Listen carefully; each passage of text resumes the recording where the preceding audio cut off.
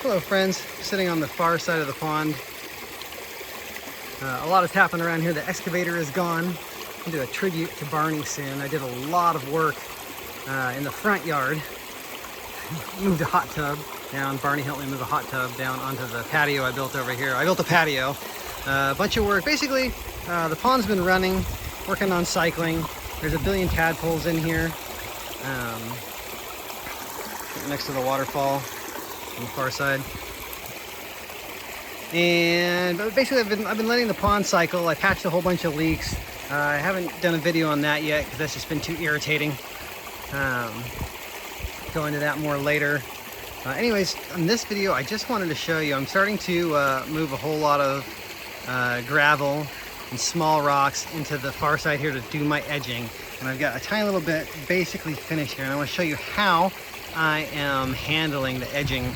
The first little part I finished here, turn around and show you. Right, there's the liner. What you don't actually see is the liner. I have an overlayment and or underlayment over it. The idea here is to get the liner up high enough, you know, good 2 inches above water level, at least. And never ever ever have it exposed to the sun. I don't want a liner edge exposed to the sun because that will just deteriorate over time. And having that excess liner there won't actually do you any good because the part that sees the sun will get degraded and will fail. So I'm working on here right on the back of the waterfall, and what I've created here is, rather than going tight to this rock, you know, the Aquascape, Team Aquascape and all the other pro builders talk about this in their Pondless Waterfall builds a lot, is when you have a waterfall here and you got a big rock framing it in, you want to leave a channel behind that rock, because water migrates back behind this rock and it works its way down behind it. You know, you waterfall foam as much as you can, but if you look in here, right, there's water down in there. That's basically water level in the pond. And if I lifted some of these rocks up, which I'm not going to do now because I just finished it, I can pull out a little bit here. Let's see if I can. I don't know if you can see it.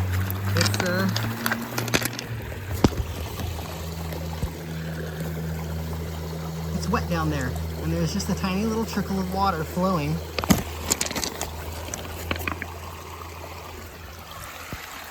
through this channel.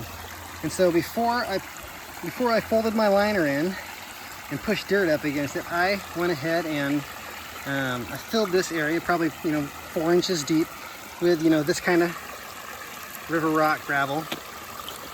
And that just allows any water that makes its way in here, it gives it an escape route back down into the pond so that it doesn't back up over here, get pinched, get stuck between the liner, pinched between the frame rock, and spill out. I think that there's enough water level change that's not a real issue here, but it's better to do it than to not do it. So anyways, again, on the or what to say next about the actual detail for for finishing the edge. You can see here, I've got, this is underlayment material. This is woven geotextile fabric, all right? Because I used an RPE liner, which technically does not, and especially in my soil, does not require an underlayment. I did one anyways because it's safer, and then I also did an overlayment of it because I was putting boulders on it. I have this under the liner, and then here's the liner, and then here's the overlayment. Now what I'm doing is I've cut the liner down. Anybody who says that, you go look on pond forums and stuff and everybody says, never, ever, ever cut your liner. If you hear that advice, you can be sure that anybody who said that has not met these two conditions. Number one, they have not worked with an RPE liner and have not had like 5 or 6 or 7 extra feet of, sorry, I got distracted by a dragonfly. 5 or 6 or 7 extra feet of liner. You're never gonna hide all that. And especially back here where I'm really space limited, I'm up against the bamboo right here, just like 3 feet between the edge of the pond and the bamboo. I'm just never gonna there's never gonna be a scenario, or knock on wood, that I'm gonna need 6 feet of liner hanging out that I'm gonna try to hide and make look good. So I did cut it down to about 18 inches extra. So I've got 18 inches to 2 feet of extra, and I'll probably cut some of this down a little bit more just to make it easier to hide. And what I'm doing is actually folding the overlayment over the liner, and then the underlayment over it, and I'm just rolling it. I'm kind of folding and rolling as tight so that you end up with what looks like this. And I'm rolling it inwards. Now, all the pros do it outwards, and they never talk about why they do it outwards instead of inwards. Now, I chose to do it inwards because when you do it outwards, you end up with folds in your liner, right? There's all sorts of spots where you've got, you know, folds like this. If you fold this out like that, what you can get is, you know, this can become a low point. Right here can become a low point, and you can wick water out of the pond through this little crevice, and it'll just slowly siphon and trickle and wick out. I feel like you can mostly eliminate that by just doing your folds the other way. Now, it doesn't eliminate it, like you can see, that can still happen here, but it seems like it's an extra protection against it. You're less likely to, and I think you're less likely to end up with a wicking leak like that if you go inwards versus outwards. But what do I know?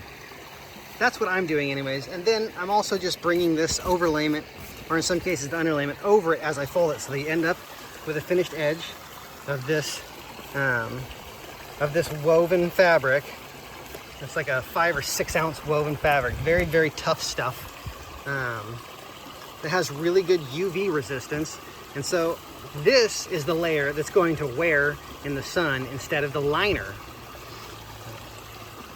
And you can't do this if you use a woven, or if you use a non-woven geotextile underlayment or a geo overlayment.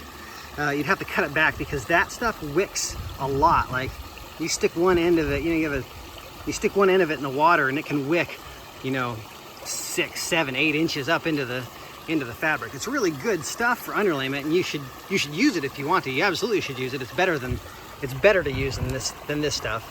But at least around the edges, if you want to protect it, you should use a woven fabric, because this stuff does not wick. It does wick, but barely at all. Maybe like probably maximum 1 inch vertical. You can see a little bit down in here. Hard to see in the sun from my camera. You can see like where a little bit of it is underwater, and it's wicking up just a little bit, maybe an inch.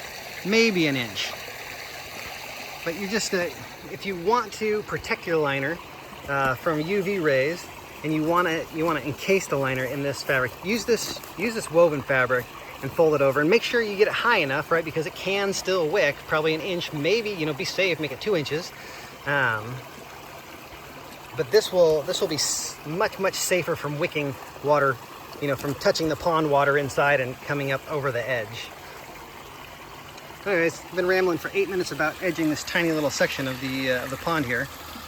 Hope you found that useful.